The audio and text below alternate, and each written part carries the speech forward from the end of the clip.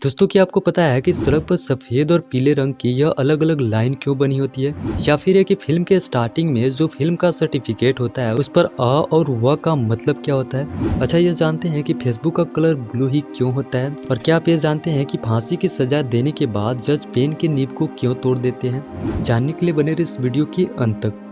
दोस्तों, आपने फिल्म के स्टार्टिंग में फिल्म के सर्टिफिकेट पर इस अ या व को तो जरूर देखा होगा। असल में आप जो फिल्म के स्टार्टिंग में देखते हैं वो फिल्म का सर्टिफिकेट होता है जो central board of film certification की तरफ से दिया जाता है, जिसमें आप फिल्म के स्टार्टिंग में यह देखकर बता सकते हैं कि फिल्म किस उम्र के लोग के लिए बनाई गई है। जैसे अ का मतलब होता है कि फिल्म को कोई भी देख सकता है। अगर फिल्म पर व सर्टिफिकेट मिला है तो इसका मतलब कि 18 साल के कम उम्र के लोगों को देखने की अनुमति नहीं मिली है। इसके अलावा अ का मतलब कि इस फिल्म को 12 साल के कम उम्र के बच्चे अपने माता पिता के निर्देशन में देख सकते हैं। और अगर एस है तो यह स्पेशल ऑडियंस के लिए है, जैसे डॉक्टर या साइंटिस्ट के लिए।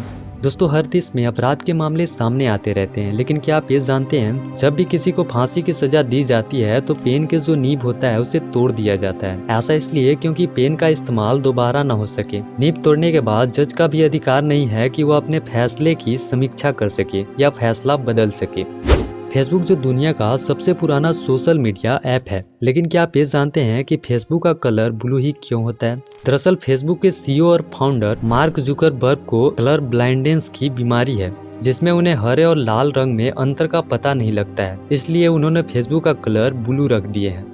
दोस्तों, भारत सबसे बड़ा लोकतंत्र देश है, लेकिन क्या आप ये जानते हैं कि इलेक्ट्रॉनिक वोटिंग मशीनों का प्रयोग पहली बार केरल राज्य में 1982 में हुआ था। इससे पहले का चुनाव पेपर बैलेट से होता था। देश के पहले चुनाव के लिए गोदरेज कंपनी ने 17 लाख बैलेट बॉक्स बनाए थे और एक बॉक्स के बदले सरकार ने 5 रुपए का भुगतान किया था। बता दें कि हर देश में वोटिंग के लिए इलेक्ट्रॉनिक वोटिंग मशीन का इस्तेमाल नहीं किया जाता है, क्योंकि उनका मानना है कि इसे हैक किया जा सकता है। इसलिए हर देश में इसका इस्तेमाल नहीं किया जाता है।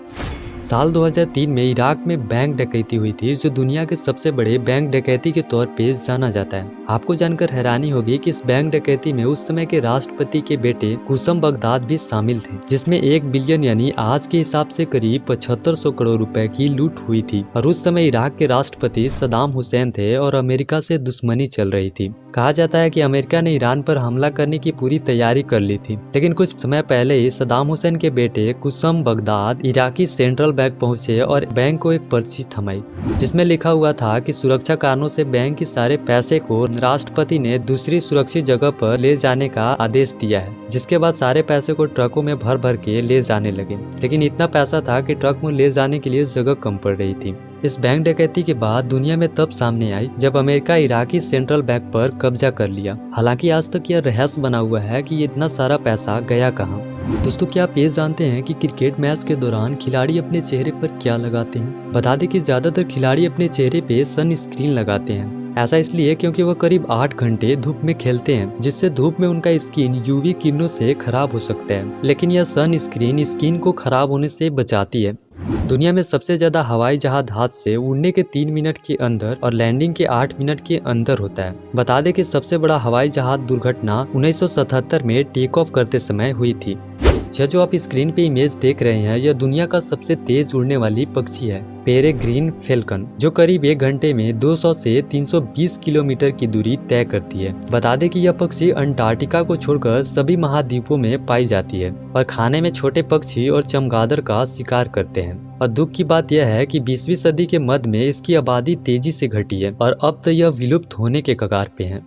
दोस्तों, आपने लैला और मजनू के बारे में तो जरूर सुना होगा। यह है लैला और मजनू का ओरिजिनल तस्वीर, जो अरब के रहने वाले थे। लैला और मजनू की अमर प्रेम कहानी ज्यादातर देशों में जानी जाती है। आपको बता दें कि इन दोनों के मौत के बाद दोनों के कब्र एक ही जगह पे दफनाई गई थी।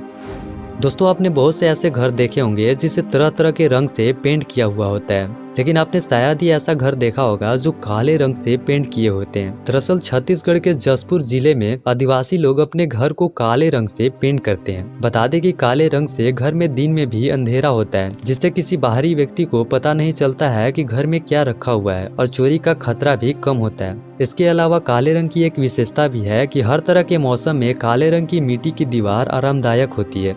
यह है उत्तराखंड के रहने वाले आरती डोगरा, जो भारत के कम हाइट वाले IAS अधिकारी हैं। इसलिए आप किसी को उनके कद और लंबाई से नहीं नाप सकते हैं। दोस्तों आपने सड़क पर बने सफेद और पीले लाइन को तो जरूर देखा होगा, जिसमें यह कभी कभी एक सीध में होती है तो कभी कभी यह टुकड़ों में होती है। बता दें कि केवल सड़क को दो हिस्सों में बांटने के लिए ही नहीं होता है, इसके और भी कारण होते हैं। सड़क पर बने सफेद लाइन का मतलब कि आप जिस लाइन में चल रहे हैं उसी में चले, आप दूसरे लाइन में नहीं जा सकते हैं। वहीं यह सफेद लाइन टुकड़ों में है तो इसका मतलब कि आप सावधानी से दूसरे रोड में जा सकते हैं। अगर यही सड़क पर सीधे पीले लाइन हो तो इसका मतलब कि आप दूसरे गाड़ी को ओवरटेक कर सकते हैं, लेकिन पीले लाइन को पार नहीं कर सकते हैं। हालांकि अलग अलग राज्य में इसका मतलब भी अलग अलग होता है। जैसे कि तेलंगाना के सड़क पर बने पीले लाइन का मतलब कि आप लाइन के अंदर रहकर गाड़ी को ओवरटेक नहीं कर सकते हैं। इसके अलावा दो सीधे पीले लाइन का मतलब कि आप अपने लाइन में ही चले, लाइन पार कर उस पार नहीं जाएं। वहीं अगर यह लाइन टुकड़ों में है तो आप लाइन के ऊपर से गुजर सकते हैं, लेकिन सावधानी से। कभी कभी आपने देखा होगा कि सड़क के बीचों बीच एक सीधे पीले लाइन और टुकड़ों में बटी पीली लाइन दोनों साथ साथ होता है। इसका मतलब होता है कि अगर आप पीले टूटे लाइन की तरफ चल रहे हैं तो आप ओवरटेक कर सकते हैं, लेकिन अगर आप सीधे पीले लाइन में चल रहे हैं तो ओवरटेक नहीं कर सकते हैं। दोस्तों अगर आप हमारे वीडियो को पहली बार देख रहे हैं तो वीडियो को लाइक और चैनल को सब्सक्राइब जरूर कीजिएगा, ताकि आने वाले वीडियो आप मिस न कर पाए। मिलते हैं अगले वीडियो में, तब तक के लिए बाय बाय।